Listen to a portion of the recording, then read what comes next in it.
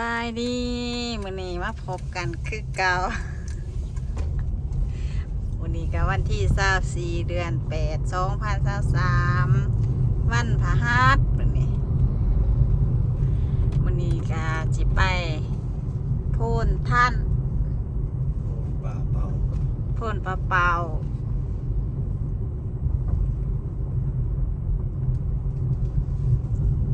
ไปดินน้ำพอตัวซ้อนเมตัวสิงมีอย่างกินบ่อมีอย่างให้กินบ่อสอนตุสิมีอย่างให้กินบ่อเอาตัวกบไปให้เพื่อนกบเดี่ยงที่เดี่ยงอยู่หน้าแหละเอาไปให้เพื่อนเทศอาหารการกินมื้อนี้บ่มื้อเด้อพี่น้องมื้อนี้แดดพ่อพุ่งพูบ่แดดแห้งมาไปสั่งเลยอันนี้มันหมากเกี่ยงไงอยากได้บ่บ่ ฮะ บ่ ไปตอนตุสอนบ่วะเราบักกินหมากนะเด้สิหมดเลยถอยรถไปซื้อหมากใหม่ไปตอนพอตัวซ้อนในตัวสิงมีหมากยังเด้อนี่เด้อไปเอาแต่เก็บไป นี่จะหมากอันนั้น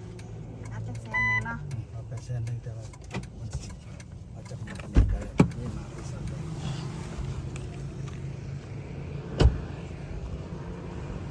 ซื้อใหม่ไปตอนเท้า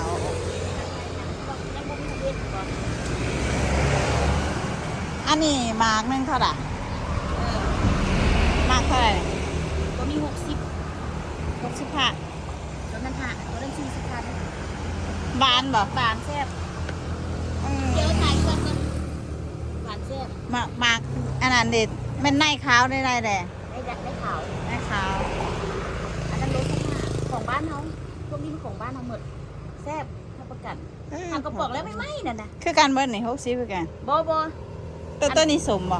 ตัวนี้มันจะออกส้มนิดนึงในขาว ตัวนี้มันจะแสบเลย จะแซ่บเลย บรุษแน่บ่ ราคาในเรื่อง เอาหมากหนึ่งซะดูตาหมากนี้เลยหมากใหญ่เนาะ แมนไงเอามาแต่ใส่เนาะนี่มันจะทั้งเหลือบุญนะพวกนี้น่ะเกี่ยงมะเกิงนี่มันหมักมันหยอกกันไงเนี่ยน้ำใหญ่มันโลเท่าไหร่ไงโลซาวพันเป็นตาแสบดีเนาะเอาแต่ตัวนี้หรอแมนเอาไปให้ผู้เฒ่าให้เพื่อนกินบ้านได้กับพ่อบอกบางแดดเอาไปให้เพื่อนน่ะเพื่อนน่ะเอามากันนี่เพื่อนมากินกับเข่าขั้นหวานกันหรือว่ากับปนปลาปนยังแหละเอาแต่ผู้มักเข่าเนาะแมนใจเด้อขอบใจ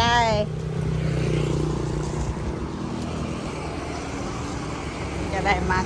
ส้มโอใน160 บาทบ่มียังหรอกพ่อเอ้ยหมักน้ำใหญ่โล20 ค่ะหมักอันนี้60ฮะ60 บาทหน่วยหนึ่งวะ60 เท่าของไปเลยซื้อแล้วก็ซื้อให้แน่ของว่าไม่แน่ซื้อซอยเขาเด้อหน่วยใหญ่อยู่ได้หรอโอ้หน่วยมันใหญ่ครับพ่อก็คุ้มค่าอยู่ดอกใหญ่60ก็คือ3 ลอน3 ลอนคันเป็นเงินบาทเท่าได้ป่ะ3 ลอนว่าจะ100 บาทไปแล้ว90 บาท100 บาทไปแล้ว100 บาทดิประมาณ100 บาท3 ลอนโอ้เงินขึ้นนี่มื้อนี้เงินนั้น USA ป่ะหน่อยนึงได้2 ล้าน1 แสนกีบแบบพี่น้องนักเป็นนัก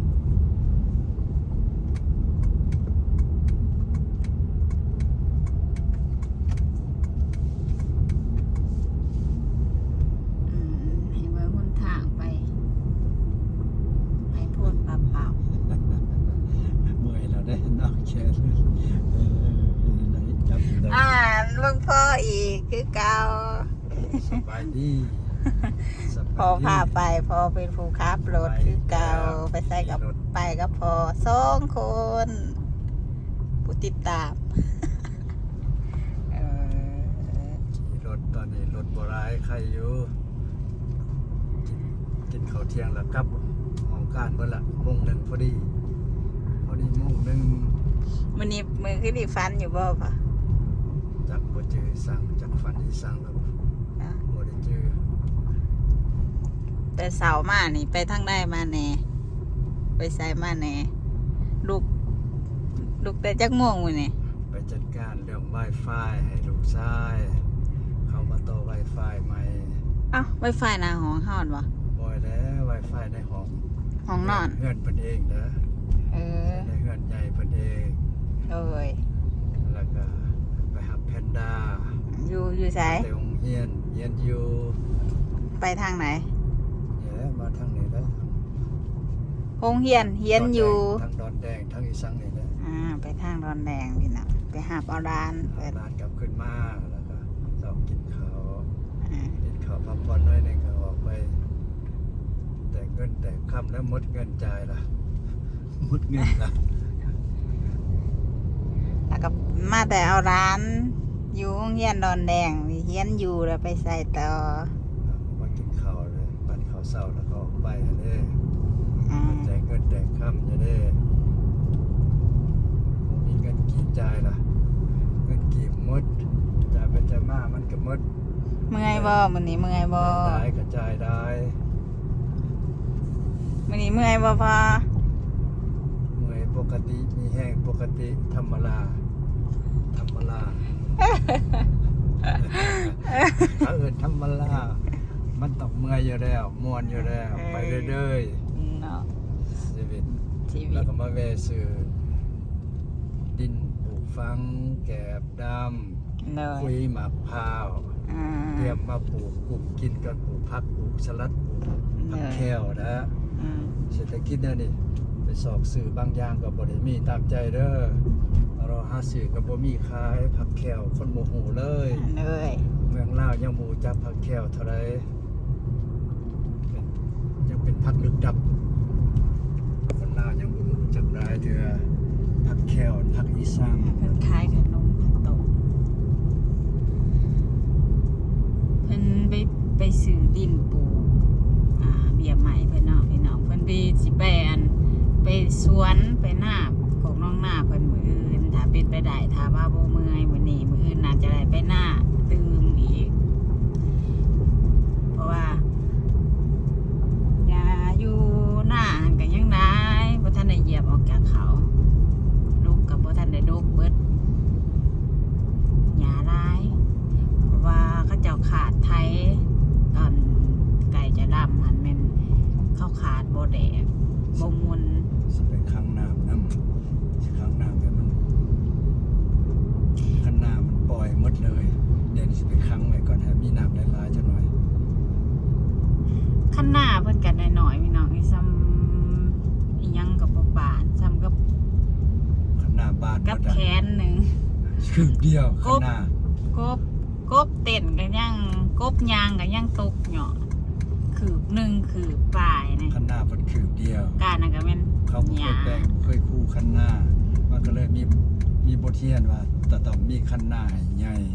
ปีหน้าเฮาได้บทเรียนแล้วเขาจะให้ข้างหน้าสูงเพียงเอวเนี่ยกว้างจากว่า2ว่านี่ลองเบิ่งแล้วแม่มันสิ ใช้ เป็น ทาง แนวไร ซื้อนี่มันแคมคลองเลยพี่น้อง เออ แต่เดี๋ยวสายนี่มันใช้ไปพ่นเปล่าๆที่หาพอตัวซ้อนเมตัวซิงเพื่อนอยู่ผู้เดียวอยู่2 คนเพื่อนกลางคืนมากอะอยู่2 คนกลางเว้นมากอะมีผู้ซวยกับน้ำใหญ่คืนก็อยู่2 คนร่วมกันน้องแพง ฝาปิดอยู่เด้อฝาบ่เปิดเด้อเบิ่งแม่ยังเปิด เมื่อกี้นี่แดดอยู่มาเดี๋ยวปิดอีกแดด ปิดเปิดแล้วเด้อ ปิดเปิดแต่ฟ้าไปเนี่ยโอ้เขาย่ามฝนเนาะพี่น้องเป็นซ่าดินฟ้าอากาศก็บ่ได้ตามใจเพิ่นอยากตกเพิ่นก็ตกเพิ่นอยากแดดเพิ่นก็แดดคันสิซ่าน้ำมันนดนี่แนวใดก็บ่ดีถ้าว่าแดดก็ว่าร้อนโพดคันว่ามืดก็ว่ามืดโพดไม่ใช่ก็บ่ได้ฝนตกฝนดินก็ว่าจักสิเฮ็ดแนวใดจักสิถือใจมนุษย์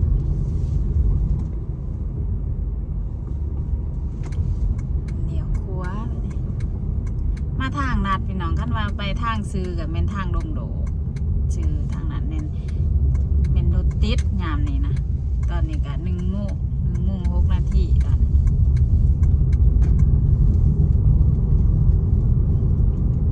เจ้านายเพิ่นออกกินข้าวกินน้ำ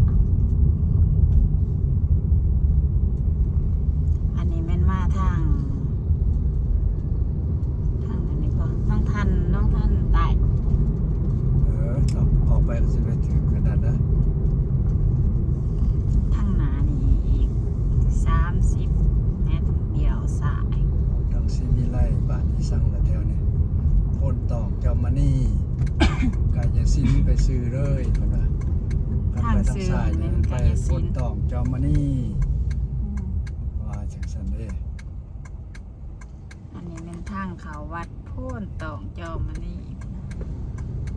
เดี๋ยวก็สิเฮ็ดแนวนี้ นางเด้งดาวเนาะ เออ ขอโทษเป็นไอนางเด้งดาวขั้นขับรถอยู่ลาวขั้นบกเกงอย่างนี้เนี่ยมันบ่ได้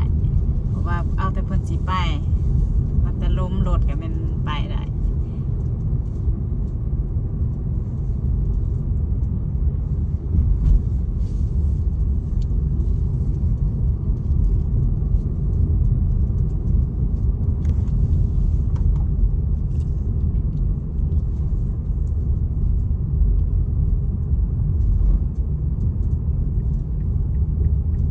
พ้นตอกเจ้ามานี่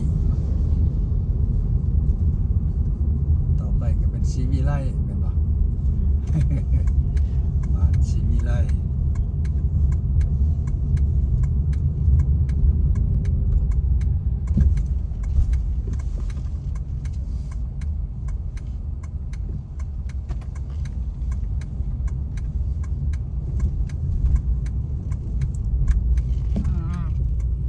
ผู้สาวอัน ไม่โดนทางที่อันขึ้นทางฟ้า ทางของสาวอย่างสาวอัน การจัน สาวอย่างมาครับ จ เลย นามาราศีอยู่ญาติเยอะ การจนามาราศี สาวเฮ็ดเบียกอยู่หยังวะส่วนนี้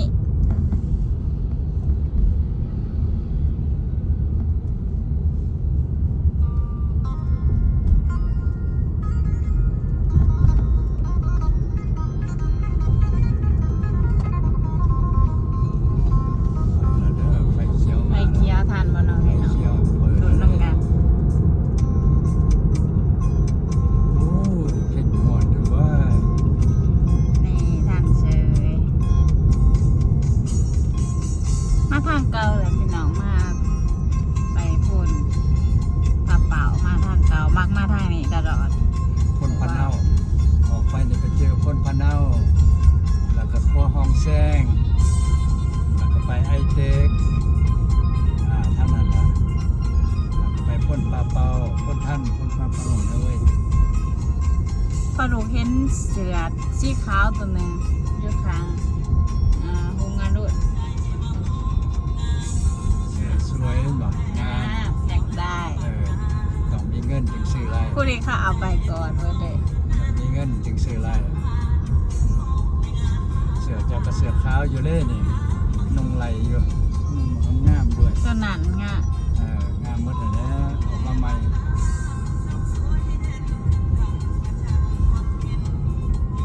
อยากได้เสือไหมก็บ่มีเงินซื้อ FC ซื้อให้ได้เด้อบ่ได้อยากซื้อก็ซื้อเด้อ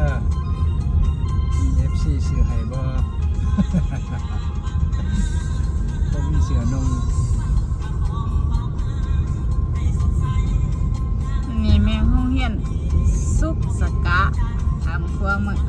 สุกหยังก็ ซุกสกะ สุกสกะ ไอโบดูเฮียนอยู่นี่แหละไอโบดูปะนางอยู่หอยเตย มีซื้ออยู่ว่าล่ะ ซุกสกะ ใส่ซื้ออยู่ใส่สุกสกะ เมสถาบันเทคโนโลยีซุกสกะ โอ้ยบัน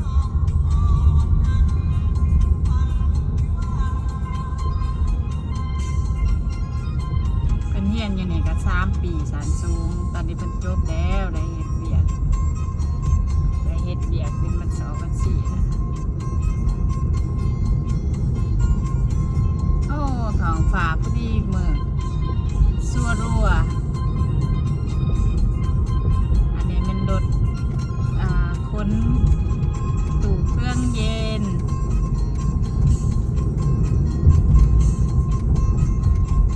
ว่าไอ้ที่อย่างไรเสือตัวนั้นที่บ่มี ความอยากได้มีหลายแต่ว่าจำเป็นบ่คำถามว่าจำเป็นบ่คันบ่มีมันอยู่ได้อยู่บ่ ได้แต่กะไปนอนคิดนอนไป คันบ่มีเงินน่ะอยู่ได้บ่มีข้าวกินอยู่ได้ โอ้ บ่ ไปนั่งอยู่เทิงโอ้ มาจากสันติ เต็มเลย บางที่เมืองลาวเจริญรุ่งเรืองทีวีจอหยักอยู่กลางทางเลย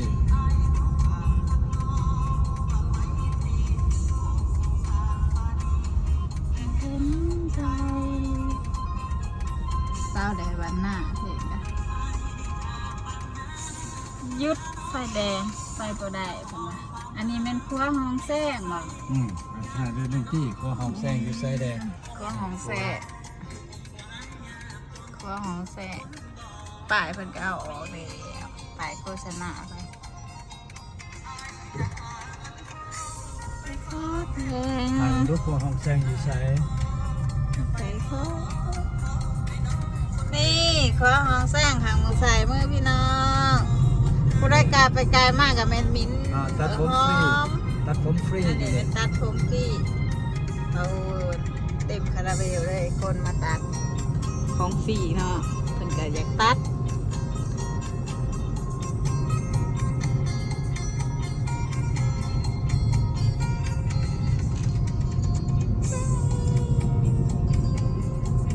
ทางเปิดมาขี่ไว้หน่อยเนี่ย ขี่เท่าไหร่40 30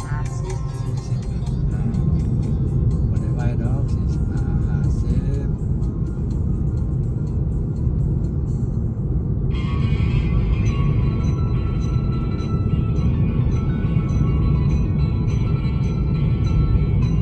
ขี่ฟ้ากับโกคุ้มไปเบิดเลย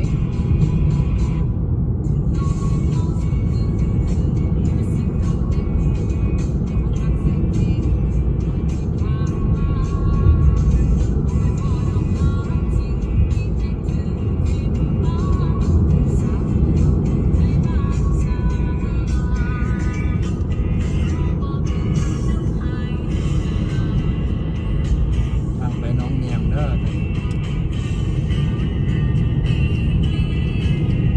เลี้ยงเจริญอย่างเลี้ยงเจริญหัวหลังถาดหลวงเนี่ยเลี้ยงเจริญ รถมักติดตลอดดิพี่น้อง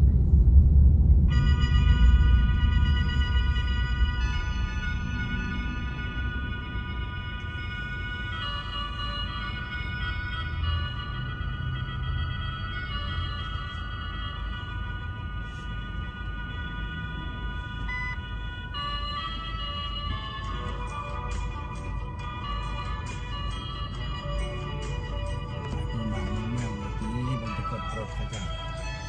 นี่สังเดนน้ำขังทางเลยคนเลย เออ เป็นสัง อ่ะ เด อยากเห็นคุณพ่อเนี่ยเออเพิ่น70แต่เด้อเพิ่นก็ยังแข็งแรงอยู่เพิ่นก็ยัง 17 เฮ็ดเป็นคน ยัง ดอ สาย อยู่ อยู่บ่บ่ไหวสัม ก็ยังทำตัวเป็นก่อแก่เป็น โอ้ย สาอยู่ ก่แก่เป็นยังก่อแก่ ก่อแก่อยู่ได้ โอ้ยตายเลย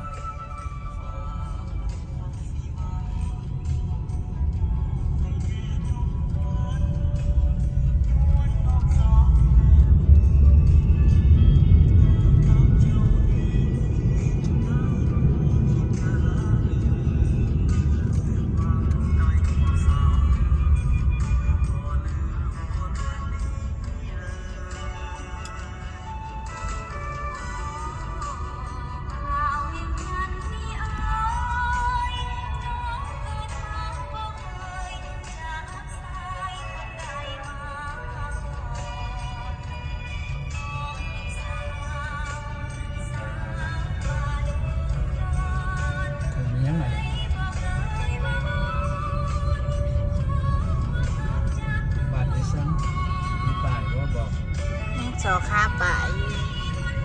ข้างห้องเห็นห้องโอ้โหเราบ้านที่สร้างไกลสร้าง บ้านบ้านจังหวัด ผู้หลวงอย่างนั้น ดวงไต่ ทางหลวงไต่บ่ ค่ะดวงไต่เนี่ยนะ ทางหลวงไต่คนปากคลองกับหูแล้วเขาจะสวยบ้านที่สร้างเนี่ยนี่ยังไปแล้วได้แล้ว นี่ก็บ้านห้องแก้ นี่ห้องแก่ลืมไปแล้วมันทางหลวงไต่แล้วห้องแก่แล้วบัดนี้ห้องแก่ โอ้บางเกียนดวงค่ะดวงไต่เห็น ตอน บ่ นั้นทางหลวงไต่มาให้เป็นห้องแก่นะ นี่ห้องแก้ นี่แหละเป็นที่ห้องแก่นี่แหละ อันนี้แม่น้องเฮียนอนุบาลประถมสันตรักษ์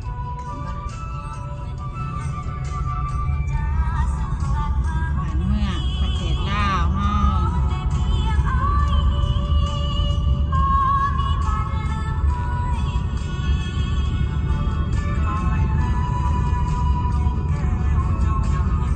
การปกครองเมืองไทยสุดท้าย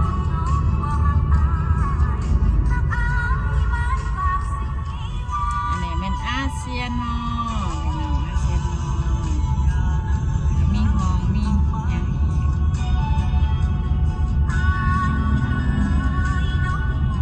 หางนัดด่านเครื่องเทียน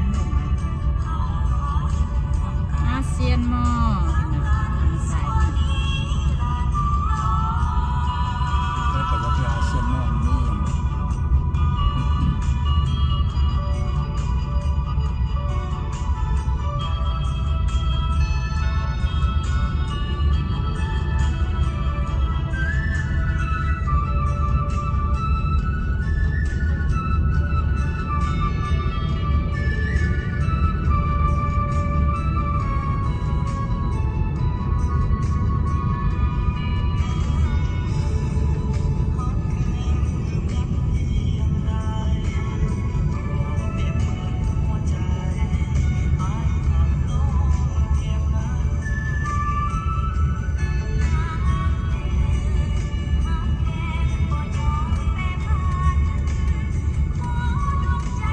อันนี้ตึกสูงๆเนี่ยมันอยู่ติดกับไอ้เต็ก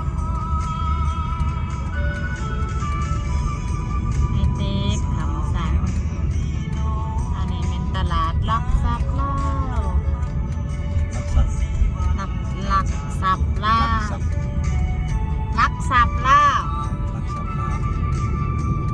ขอบคุณ ตลาดหุ้นคนแล้วโอ้ซูซูกิงามหลายเนาะซูซูกิเนี่ยสีแดง ไอ้เต็กถอนไอ้เต็กแดงแล้ววันนี้งานใช่ไหมวันนี้วันพฤหัส เฮ้ยเครื่องนักเรียนเขาโรงเรียนที่แทนเนาะ งานเล็กเลย บ้านเด็กเนาะ งานเล็กเขาโรงเรียนแล้วเครื่องเรียนเครื่องเขียนแล้วเรียนเครื่องเรียน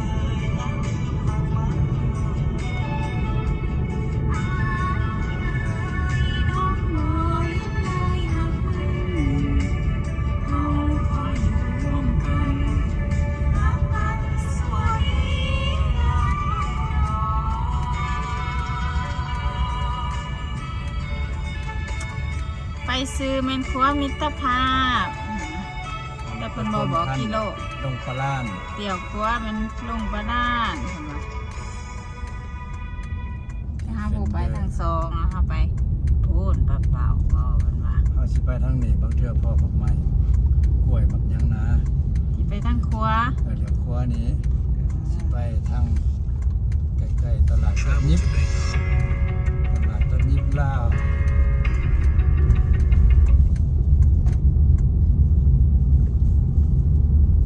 แดดออกใหม่นะพี่น้องค่อนมืดค่อนแดดถนนลงประด้านต้นเปล่าๆแล้วเดี่ยวสายกันว่ามื้อนี้น่าจะเป็น7 ค่ำอื่นน่าจะเป็นวันศิลป์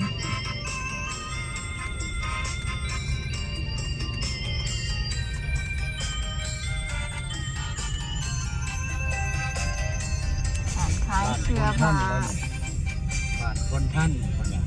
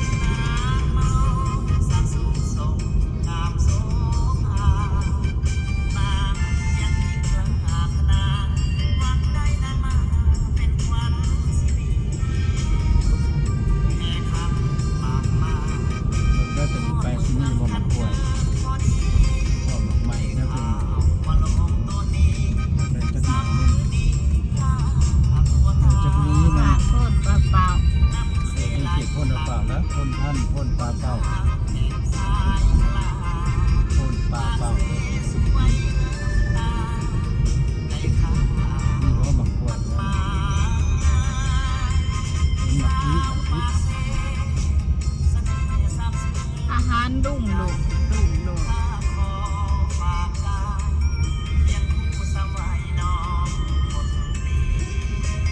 เงินได้ขนาดนี้แล้วลงไปแล้วนี่มักมีมักกล้วยมักยังเด้อ มีแน่นเด้ทำขั้วมือเลยแต่มันบ่สุกค่ะ ว่าบ่สุก บ่สุก บ่สุกหลายบ่ บ่สุกอีดีนี่นะ ดีเลย มันคล้ายหมักเบ่งหมัก ได้มักเก่งหลาย หมักเบ่งหมักกล้วยวันศิลป์ ดูนี่มัน อื่นคนเนี่ยใส่บาตร อันนี้ มันหอมงานตัดนิ้ว มีบ่ปักกล้วยเห็นบ่ มีหมักซาดีมีอีหยัง กล้วยมีบ่ บ่มีหมักกล้วย มีมัน อ่า อะไรสิบ่ได้มักกล้วยลักษณะไปต่อกันสิหอมหน่อยหอมแดงสินี่บ่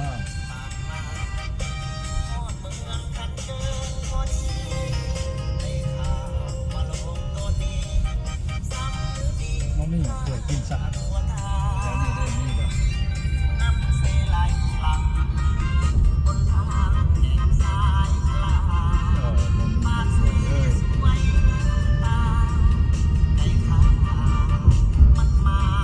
ล้วนี่ได้บ่มีบ่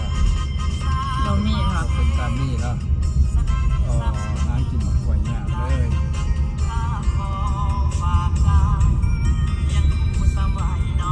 นี่ได้มีบ่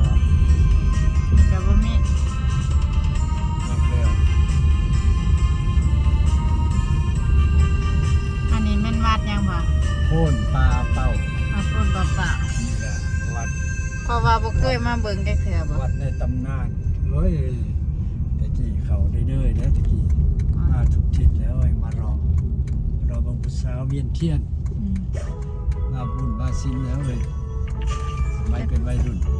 มูพี่ยังเห็ดเด้อ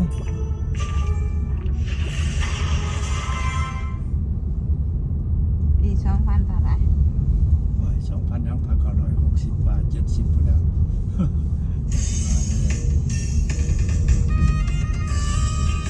ใช้หมักกล้วยที่ว่าเดี๋ยวนี้บ่มีหมักกล้วยสักหน่อยบ่มีหมักกล้วยกินซ้ำ หลายเลยบ่มีหมักกล้วยให้กินเลยมีแต่ไข่เป็ดไข่ไก่ นี่ฮอดเพื่อน มีเดดีหน่อหมักกล้วย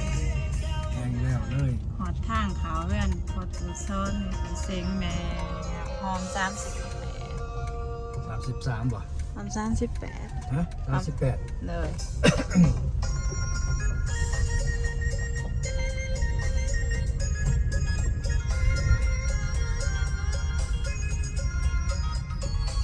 นี่บ่ขายบ่หมักกล้วยนี่บ่หมักกล้วยมาขายบ่จังได๋ บ่มี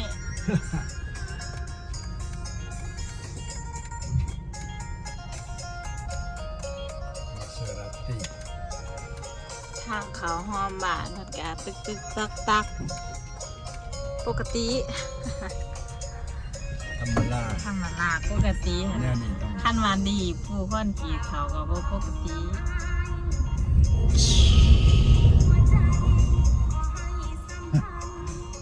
ไปใช้ละรังใหญ่เฮา หอดเพื่อนหน้าแดง รังใหญ่เฮาไปใช้ละไง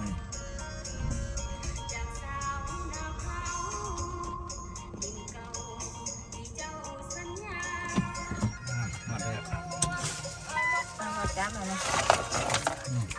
จับอย่าคิดเด้อจับสิจับเกาะมาคิดตลอดไอ้คุณพ่อนะ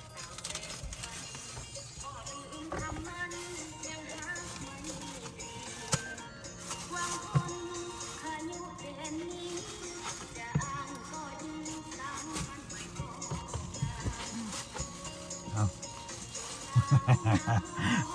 ผมมาต้อนรับมาแล้ว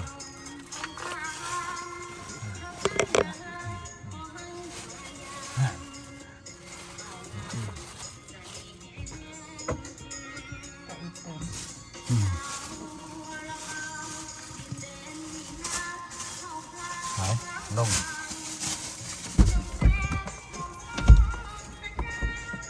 แกงของ เ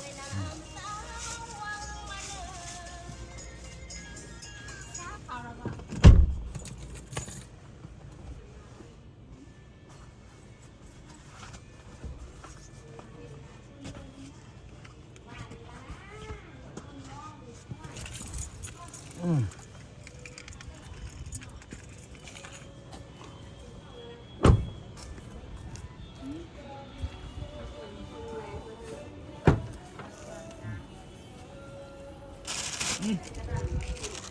้ยยักแหละอ่ะเพื่อนไปนั่นน่ะอ่ะเอากบมาให้เพื่อนกบเลี้ยงอยู่หน้าหั่นแหละมาปั่นกันกินว่าสิเฮ็ดอัวกินมื้อแดะฮะ พวกกบไหนต้องให้มันถึงเครื่องให้มีเครื่องหลายๆมันจะไม่คาว โอ้ยมันสิยายยังแต่มีเงินลงตลาดแล้วก็ซื้อเอาแล้วก็เอาเครื่องมาฟักเขากันก็บ่มีหยังนะพวกจิงไข่ล่ะค่ะ มันจะเรื่องนี้ใส่มาแค่นั้นนึงแล้ว ซื้อแต่ผู้มัก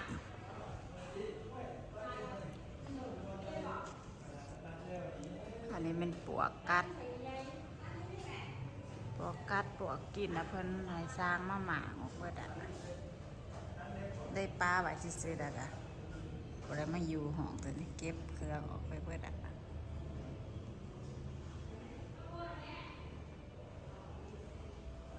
เก็บเครื่องออกเบิดได้อ่ะเพิ่นก็เอาโลกมาปวกกินสนัดเลยกินเบิดสายฟืนสายไฟมันก็กัดเบิดปวกมันเก่งได้ของใหญ่นี่มันบ่ได้มาอยู่ละตังเพิ่นก็เอาโจมบ่ได้เพราะว่านักจ้างเขาโจมก็เสียเงินอีกต้องได้เอาผามาปกไว้จังซี่ก็ขี้ฝุ่นนี่ยังตกลงมาแบบเปื้อน มันเป็นอย่าง เป็นลิ้นเขาอยู่หัน เขาอยู่หันปะ นอน ไอ้ ก็ อี จะ ก ส อ อง น มี น หั อน น ไม่ตัวสิง โอ้เคยเก็บโบ เดี๋ เอ็ ย น ว มา เรา หลาย ไปถ่ายอยู่ติ๊กต็อก ไทย โมเมนต์พกทิพย์เลยอีกองก็ได้น้องเสือวงกับจิต แม่นไม่ใช่ทำเป็น อ่ะเสียเด็บบ่นี่ ทอดมาเรียนให้ดูนี่มั้ยนี่ เอาไปคุยเอาไปใส่เจ้าผลพัดลมข่อยบ่มักพัดลม วันนี้ละไปอยู่นี่ บ่มักพัดลมทะเล เด็ก ไป ร ร ถ ถไปรถ ตอนนี้มันกับทรายเลย ตัวนี้มันทรายเนาะ เพิ่นสิเฮ็ดเล็บแม่ตัวสิงเพิ่นสิเฮ็ดเล็บ ไปหลายเด้อเป็นกระซ่า เป็นซาเรายากเรายาก มันจ่ายเงินมาละดิฮะจ่ายเงินค่าที่เน็ตเด้อ มีเงินได้รายอยู่ เฮ้ยมือดีไหน มื้อเช้ากินข้าวก็อีจ้ะ เฮ็ดมาแล้วเดี๋ยวนี้เฮ็ดเล็ก เฮ็ดขับบุญกินวะ สามห้าเลยวะมันตัวสิบพัน ว่า ขึ้นแล้วสองทบเนาะ คิดว่าเฮ็ดกินซั่นดอก โอ้ยอ่างเวลาได้ไหม เฮ็ดเก้าเนาะเพราะว่า พามีตู้ไปโลดแต่9 โมงเข้าเงิน12 โมง ไป เวลาได้ไหม อีสานไปห้องหมอ ไปนอกไปหมอไปที่แล้ว สองแสน ไปดอยซื้อ 2 ล้าน ไปซื้อ 1 แสนเลยขึ้นเลยๆ เงินขึ้ นี่ น แม่นแต่น้ำยาย ลุงเงินขึ้นแต่ค่าครองชีพก็ขึ้นสูงที่กัน ขึ้นหลายกว่าอีกแล่นหลายกว่า แรงไปก็เงินเจ้าอีก เงินจะมันขึ้นถ้ามันแล่นขึ้นก่อนละแล้วเนี่ยมันยินปั๊บมันขึ้นมาไวๆโอ้เอาลงไป ไปมื้อนี้มันหก เจริญมื้อนี้สิไปซื้อใน UI Tech อยู่นี่ ไปมื้อนี้สินค้าขึ้น พอเพิ่นก็สิกินมา แกนน่ะ มักกันฮูบ มั มีฮูบ นั่งหุ้มพับนั่งหุ้ม พับนั่งหุ้มมันมีแกนคันเขาเจ้าบ่อบให้เฮาไปกล้าปลูกก็ได้ได้นี่เนาะแต่เขาเจ้าอบดู เบิ่ ว่าง เพิ่นเฮ็ดเล็บ เฮ็ดเล็บเป็นอะไรเสี้ยนเฮ็ดเล็บเนี่ยนี่ มาถ่ายข่อยได้ อันนี้นอด ถ่ายวันนี้ ถ่ายเนอะ นั่งไปถ่ายแล้วถ่ายเอาแต่เล็บแล้วหั่นล่ะ ถ่ายอีเมียดังเนืองถ่าย เพิ่นก็เพิ่นได้จักปีแล้วว่ะ ครับสิเก่าสินึง ก็สิ เก่า ฮะ ทาง19 69อ่ะ ก็19ปี บ่ดี ยังเป็นวัยรุ่นอยู่ ๆแม่ตูเซ้งเราบอกให้ทายเราคิดฮอดเจ้าแล้วอยากเห็นเจ้า เราอยากให้ทายเราอยากเห็น ข ขอถ่ายแน่เด้อ ได้เป็นอย่างเด้อตู้มาย้ายมาบนใหม่แล้วนะ สิถ่ายเอาลง YouTube แล้วส่งไปให้แม่ตู่เซงอยู่พี่ชายค่ะ เลืออยู่อเมริกาแคลิฟอร์เนียเนี่ย คือว่ามันอยู่ถล่ม ถล่มมื้อนึง เรือ เพิ่นว่าจะไปกับถ่ายมาให้เบิ่งแหน่เพิ่นน่ะ ทุ่งยมหญ้า ไปส่งตู้ แม่นไปวันนั้นก็บ่ถ่ายมาให้เบิ่งจักเทื่อเพิ่นว่า ถ่ายพ่อแล้วถ่ายเอาของที่พักที่นอนพุ่น ถ่ายเลย เดี๋ยวสิไปจำชนะแล้วลายเห็นละถ่ายเอาที่แล้ว เพิ่นเฮ็ดเล็บเด็ดตีนเล็บมือเพิ่นว่านี่เพิ่นให้เขาเจ้ามาเฮ็ดสร้างเป็นคนดาวบ่ เป็นคนไหน เดี๋ยวตอนนี้เป็น คิดว่าเวียดบ่แม่นว่ะ ไปอยู่เมือง เวียด ข่อยก็เป็นเวียดเนาะไปอยู่ลาวข่อยก็เป็นลาว คนหนาวกับหนาวกับหนาว คือหนาเวียด ฮะ แล้วคล้ายๆแบบเวียดหั่นนะ ลาวนี่บ่ แล้วเป็นคน คล้ายๆเบียด แม่น คล้ายๆเวียดลาวบ่เป็นเวียดเนาะ เออ เราบ่อยู่ลาวแล้วก็เป็นลาวแล้วเป็นเวียดแล้วก็ปากเวียด แล้วเป็นคนดาวเลยเป็นเนาะ เป็นคนลาวแล้วแล้วมาอยู่ลาวแล้วก็เป็นลาว เราเลยเป็นสร้างตับเด็บ กินข้าวก็ยังมื้อ ทำไงวะเราซื้อกับปุ่นมาก ฉันกินไหม ไปส้มไปบ่มบักกล้วยแล้วมีแต่บักกล้วยดิบ กินยังไงข้าวใส่เป็นนัวอีหยังเพิ่นกินบ่ได้ โอ้ยบ้านเขาจะไปกินข้าวเปียกข้าวใส่ เศร้าแล้วเศร้ากินแล้ว กินแต่บางหันล่ะ เพิ่นเจ็บขาบางนึงนี่โทษให้คอยชนะทุกคนแทงกินใส่เกลือบางนัวเขา บ ก็ อก ไป ว่า ต้ ส่ อง งกิน QR ให้เลยเจ็บใจละเมื่อคืนไปซื้อน้ำยาน้ำแก้วแล้วมันลืม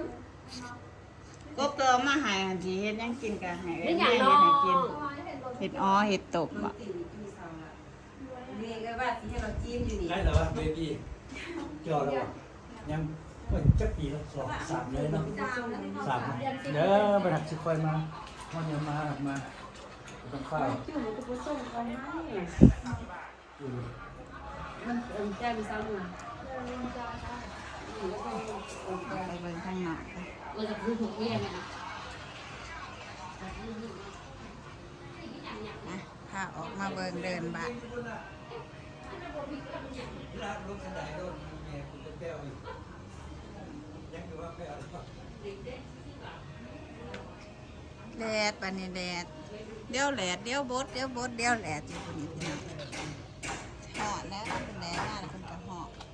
คันเพิ่นบดเนี่ยเพิ่นแม่นบ่เหาะ ก็ขาวเลยก่อน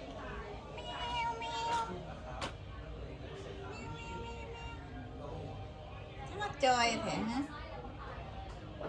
จะย่านเขาจะมอนจะย่านเขาเฮ็ดหยังนี่มันรถประจำทำแนงไปตลาดโอ้แดดเป็นแดดพามาเบิ่งก็กล้วยเว้ยนี่เป็นสวนกล้วยเพิ่นเครือหนึ่งโอ้เป็นหลายเว้ยออกเครือหลาย2เครือ3เครืออันนี้มันบ่คุมเว้ยอันนี้มันจิกินหลายหลายหน่อยหนึ่งโอ้พออีหูนี่เพิ่นกำลังสร้างเรือนใหม่ไก่สีแดงแล้วล่ะ3 4 5 6 เครือ7เครือว่ะ8กับเครือน้อยๆเครือใหญ่เป็น7เครือ3สิกินมันว่าคันแก่มากทางดังบ้านนั่น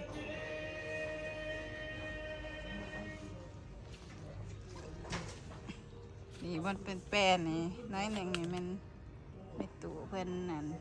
มารกเพิ่นมารกหยาออกให้มันแป้นเพิ่นมารกเอาตัวใส่ต้นกล้วยเพิ่นออมบ้านคุยต่อไม่ตู่ซิงเพิ่นมารกเพิ่นมา5 โมง 6 โมงยามแดงเย็นๆเพิ่นกะดกบ่อยู่ซื่อๆ เพิ่นออกกำลังกายเพิ่น5 โมง 6 โมงเพิ่นก็ปิดประตูใหญ่เลยลำไยเมื่อ ผู้สวยมากเขื่อนนี่แห้งไงเล่นมากล้วยจี้บานทางมันเมืองโค้งมันเอิญมากล้วยจี้มันกบหมักเฟือก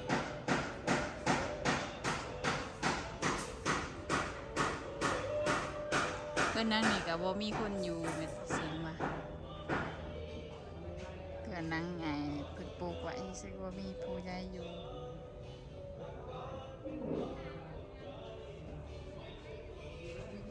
อันนี้มันเบียบคุ้มเพื่อน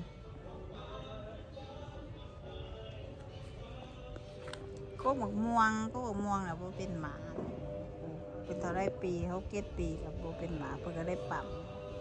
ฟันออกเลยจ้ะเอาไฟมาซูมใส่เพื่อว่าให้ตุ่นมันตาย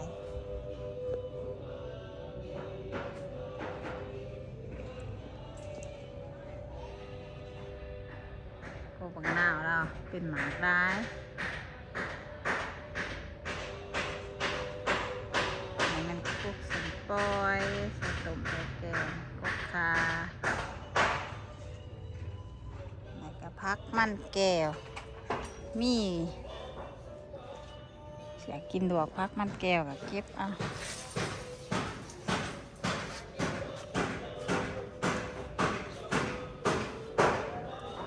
เขาไปโฮมก่อนอันนี้แดดได้ก็ว่าโฮมมันกระเฮียวก็ได้เลย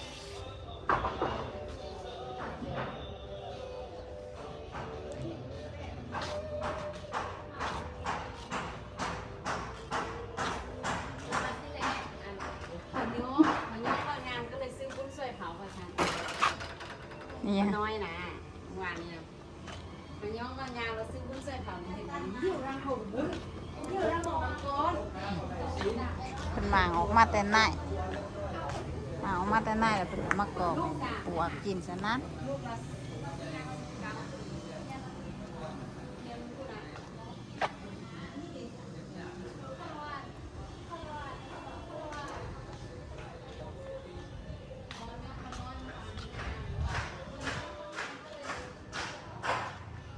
มันนั่งดินนากิน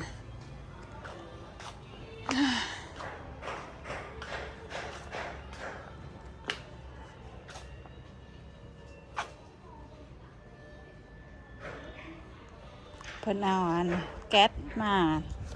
โปกไว้เพื่อบ่ให้ขี้ฝุ่นติด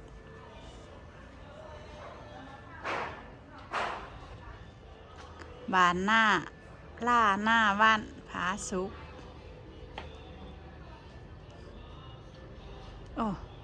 วันที่10 เดือน 10 2010มีแต่10 กับ 10อันนี้มันต้นอีหยัง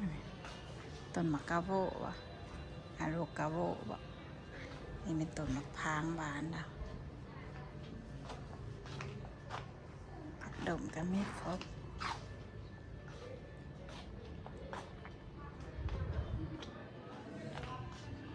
มาออกมากก้องถีบยิน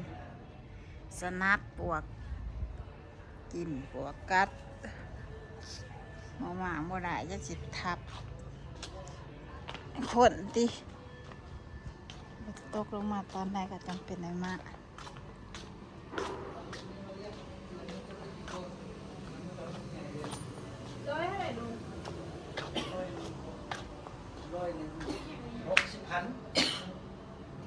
พันตัว600,000 จะซื้อพันตัวมั้งนะ ซื้อพันตัวมาอันนี้เอามา นั่งกินกันสิ กับพยายามจับเอาตัวใหญ่ออกมันใหญ่เราแยกออกตัวน้อยมันบริ แม่ กิน อันนั้นมันมากิน คันข้าวเลี้ยงได้ทีใหญ่มัน เจ้าเลี้ยงอันนั้นมาเลี้ยงจะให้นาตี ใส่นะใส่หน้าบ้านเดินบ้าน18เดี๋ยวละ10 เอาอัน 10 เอาเหย็นเขียวที่เป็น แย่งเขียวแย่งเขียว เขาเห็นเขาเฮ็ดมาเบิ่งที่ยูทูบ ยูทูบ เอาเหย็นเขียวไปเฮ็ด แล้วพายามปูเฮ็ดเป็นหนองน้ำซ้ำเตียมเนี่ยแล้วเขาก็รีดมันเต้นออกไปอยู่นอก แล้วอันกบเลี้ยใหญ่ไว้อีกแล้วกินบุกุยบุพามันบ่เป็นน้ำผัก เว็บใหญ่แล้วเราเฮ็ดเล็บตีนเล็บมือเท่าไหร่ 25 สหพันธ์มักถ่ากับเฮ็ดพ่อเฮ็ดอยู่สหพันธ์ บ่ว่าอ้างก็ได้เนาะ คือว่าหมดมือมันเกิดจะบ้าเกิดเข้ามาแล้วลงตรงนั้นคือหมดเป็นอย่างพวกพากันซื้อ คือออกแต่ว่าเนี่ยถามเจี๊ยบจะปี21ปีอันยูมันใส่มีอะไรวะ เอาขึ้นนี่ได้ออกลูกแอนตัว 21เนาะ เทียบ 61 เจ้าหัว21ท้ากันเล่ากันอยู่ว่ามันเกิดจะมามีแขกมาทำไมมาล่ะ เอาบอกอ้ายมาแลเซอร์อันนั้นมันเบ้าเองได้กับป้าเราไปเอาเลือดเบียร์เขาสิได้เขาสิเลี้ยงเราโดมันไปเอาแล้วมันนี่มันได้มันได้เด้อ มีคนเฝ้าอยู่เลยครับมีคนเฝ้าอยู่นาอยู่เลยอยู่ในหัวเขาขึ้นในบ้านเขาสิมีหัวอ้อมหมด ประตูซ้อนเพิ่นกันนั่งกินดังใส่เพิ่นหอนเพิ่นได้แก่เสือในตู้เพิ่นก็ ลูกพึ่งสวนก็ได้ นอนให้เพิ่น อ้ายกับโกโก้อ้างหวะ ฮะ โกโก้อ้างหวะ บ่ได้เอาอ่างนะเอาผ้าแยง เขาเนี่ยหวะ ผ้าแยงผ้าตะนางสีฟ้าเด้ มีหุบหรือบ่มีหุบหรือบ่ลงบึ้ง นะกับนี้นี่ ให้ลงบึ้งซะเฮ็ดจังได๋บ่ได้จับบุญเฮ็ดมาให้ทุกเฮ็ด เฮ้ยอยู่ใน YouTube ค่อยมีจะเบิ่ง YouTube ค่อยเด้อ โดยหุบอยู่ไส YouTube ค่อยจะเข้าในเบิ่งใน YouTube ก็ได้ในทีวีก็ได้มี YouTube นะ อ้ายมีโทรศัพท์ให้ลงบึ้งเด้ แล้วเราจะเบิ่งโทรศัพท์อีกหน่อยนึงก็ละ บึ้งจะเบ็ดจังได๋ โอ้ยง่ายๆ YouTube ไทย YouTube ลาวบ่อึดคนเลี้ยงกบจะปีสุดลาวเข้าไปว่าเลี้ยงกบว่าสิเนี่ยออกมาหมดเป็นคือกันหมดนั่นล่ะ YouTube ตัวนึงเจ้าคือบ่เฮ็ดอันเนี่ยก็เฮ็ดคลองเป็นคลองที่กระเดือนบ่เลี้ยงปลาน่ะใหญ่ไว้ได้คลองน้อยๆแล้วเลี้ยงปลา ต้องใส่ไก่ คลองใส่ไก่ใหญ่ไว้ได้ ถ้ามีมันพุดไว้แล้ว3เมตรควรใส่ไก่แล้วมันคอใส่สร้างแล้ว ใหญ่โพด ปลา ตาม นี่ เม็ กั ด นยากบ่ยากเฮาจะเฮ็ด2เม็ดนั่นนี่นะ เออ เขาใส่ไก่น้อย แม่ ๆแล้วก็เฮ็ดเค็มของเขานี่อยากได้กินปลาเอาหยังมาตักเอาโลด เอาอันปลาเข่งมาใส่ไหมลูก ปลาดุกปลา ปลาเข่งกับปลาดุก แหล่น้ำใหญ่คนง่า ตรง งามหลาย ตรงแรกนี่เฮ็ดใหม่อันนี้ของท่านดีเฮ็ดไว้แล้วเขาก็เลยมาเบิ่ง ใครไม่เจ้าพวกกินปลาป้าหันเพราะว่ามันกลางหลายเจ้าก็เอาปลาดุกหั่นกับอันปลาเข่งตัวใหญ่นะ ป ลู ลาก เค็งบ่ปลานิ้น แม่น เอามาลง ปลานินหนองนะ ปลานิ้นธรรมดาบ่เอามันเด้อ โบซีโอนเป็นไอ้ยันได้ละซีโอนเป็นเด้อ เออ แซ่แซ่ ย่าง ขาวแซ่ตีนเป็นใบเป็นสีสร้าง เอา เห็ด ถ่าย เห็ด บรรยา เห็ด กาศถ่ายบ่ตู้สอนเด้อถ่ายบรรยากาศ แล้วนอนหัว ถ่ายเอาคนงามกันตีคนงามนั่งใส่ผ้าเอียงสีแดงอีกเด้อ ครับ มีคน ลูกสาวมาให้งาน ลูกสาวเพิ่นเห็นเยอะเลยเฟซ ลูก น่ะ สาวลำไยก็ขึ้นลูกสาวคนนี้แล้วต่อมาใหม่น่ะนะแกไม่ลงชิมนะเราไม่เคยกินนะลองชิมมั้งแล้วให้ตาพิสมัยชิม พอ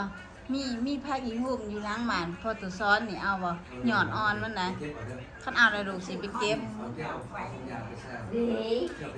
แกง กันแบบใหม่ที่กันแม่มันหนา ปลูกไว้จนโดนทั้งนาก็มีกุ้งมันหมดใหญ่ทำโรงงาน บึ้งเป็นลูกใหญ่บึ้งเป็นลูกใหญ่บึ้งเป็นลูกใหญ่ ตู้แอร์ตู้เตี้ยนั้นตู้เตี้ยบอก อันนี้เขาจะไปติดเอาอยังน้ำใหญ่ลำเบิด เอาไปล้างใส่สไลด์ ออกมากับบ่สวยหัวหน้าแล้วมันขี้ตาเต็มทีบ่ไปหน้าคือกันตื่นมากมันกินเขาวไปเลย จมูก โอ้ยบางมือก็11มื้อหมู่เรื่องก็12หมู่แต่ละมือบ่ด่างหัวหน้านะ คือเรื่อง อ๋อเบิดทั่วนครหลวงเลย เขาบ่ฮู้เนาะ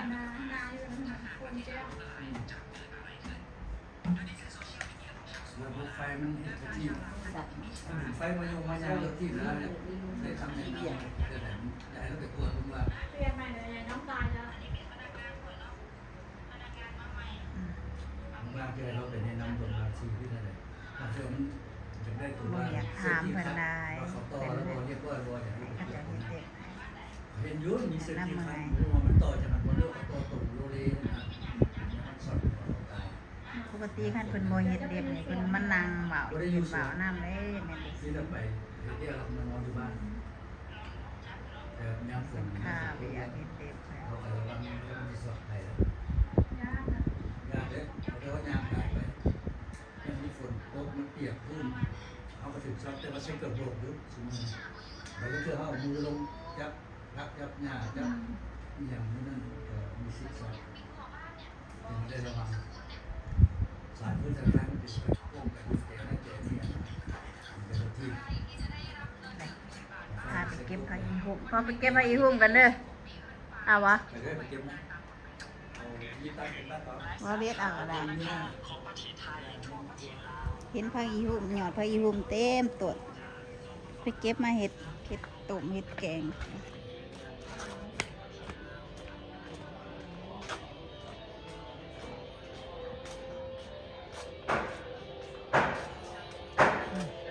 มีแต่งามๆผักกะเพราก็มี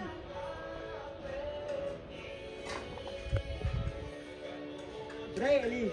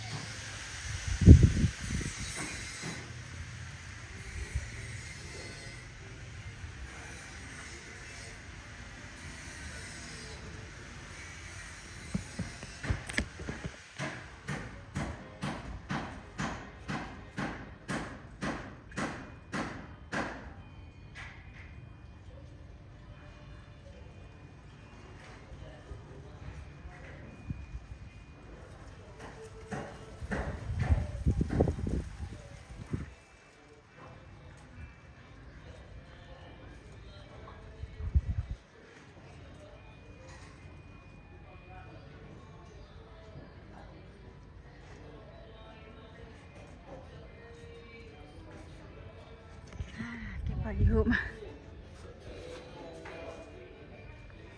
เอามาใส่มะกล้วยในใบโทรศัพท์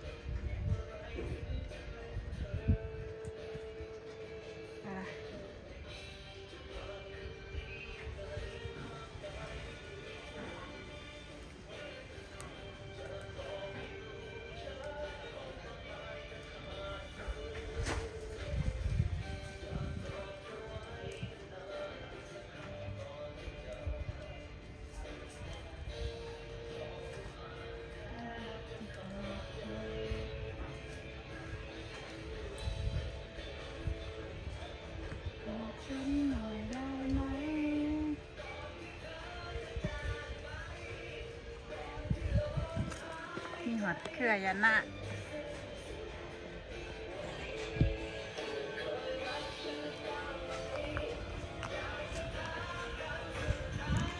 เอาผัดกะเพราว่ะไปเฮ็ดผัดกบผัดกะเพรากบว่ะ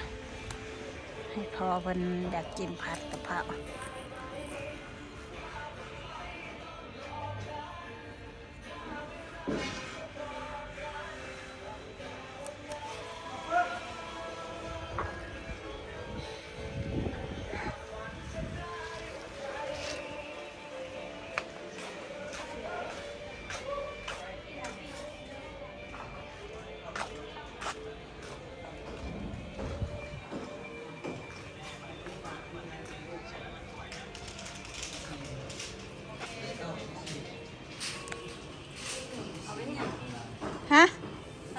หันอันนี้ตัดเอา ก็แล้วฉัน เอาถุงบ่ถุงเนาะ หักกะเพราเนี่ยตัดเอา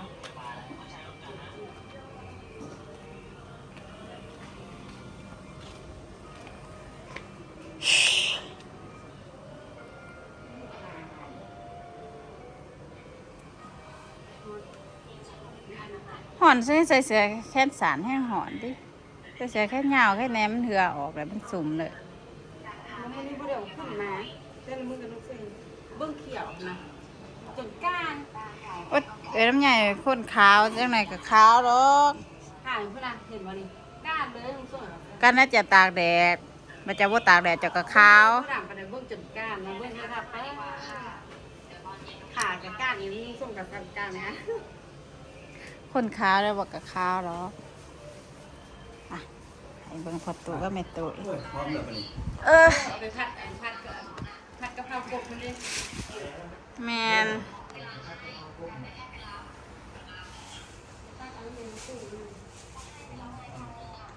เด็บๆก็ยังบ่ทันได้แดด โอ้ยเป็นบัด โอ้ยถึงเป็นโรคโอมพีมันยังบ่เส้นหัวอยู่ เอ้ยมันบ่เคยตื่นตัวดอกยามใดก็ลืมยามใดก็ลืม เข้าบ่ดื่มดอกของเขากาแดดกาฝนน่ะ ย่างหรือซ้ำแดดดำให้ดำนายตากมัน อยู่ใต้ฟ้าอยู่อย่าง ทำไมจะสร้าง2,000บาทเลย2,300ก็สร้าง พอค่อยอย่างมันบ่ได้ขึ้นบ่ รถไฟวะน้ำมันชาติตัวนึงนี่แต่ฮะชาติตัวนึง40,000กิบชาติเต็มมือ บ่ขึ้นดีบ่ บ่ขึ้นน้ำ ยัง ไฟ ว่าเอ๊ะช่างขึ้นแน่นี่ ค่าไฟบ่ขึ้นแอร์ซังนี่ขึ้นตลอดกระส่วนขึ้นตลอดกระส่วน16 17เดี๋ยวนี้กลายเป็น20แล้วล่ะ มันพักเนาะ 20บ่21ซะบ่กระส่วนแอร์ซัง22 ทุกวันนี้น้ำมันไม่ได้ส่ง จบพักได้มีบ่ได้ เล็บสีแดงมันมากร้ายสีแดงสีแดงเมื่อไป เดินต่อทายหุ่นทายห้อยพ่อแล้วก็เดินต่อเด้อบัดนี้ไปแล้ว สิขอจบคลิปเพียงเท่านี้เด้อขอบใจที่ มาเห็นหน้า หับส้มหับฟัง ไปแล้ว ฝากกดไลค์กดแชร์ฝากคอมเมนต์เพื่อเป็นกำลังใจหนึ่งกำลัง กิน ใจ หอมสี เพื่อให้มีกำลังใจเห็นคลิปต่อไปอีก ให้เบิ่งต่อไปอีกเบาบุกเองแต่ขอโทษขออภัยหลายๆเพราะว่าเป็นมือกลองใหม่เมื่อก่อนเด้อกลับห้องก่อนมาบ๊ายบาย ซื้อดอกไฟแห่งประเด็นไปแล้วมันทำงานส่งเดือน อุ้ ละ ยลุงเจ้าเยอะเจ้าสูงเตรียมรถไฟเฮาในบ้านเนี่ยเป็นรถไฟมีเนี่ยรถไฟออกรถ ไฟโคตรเช้าเห็นยุ่นมันบุ้งมันไปใส่ อ่ะขอสอบให้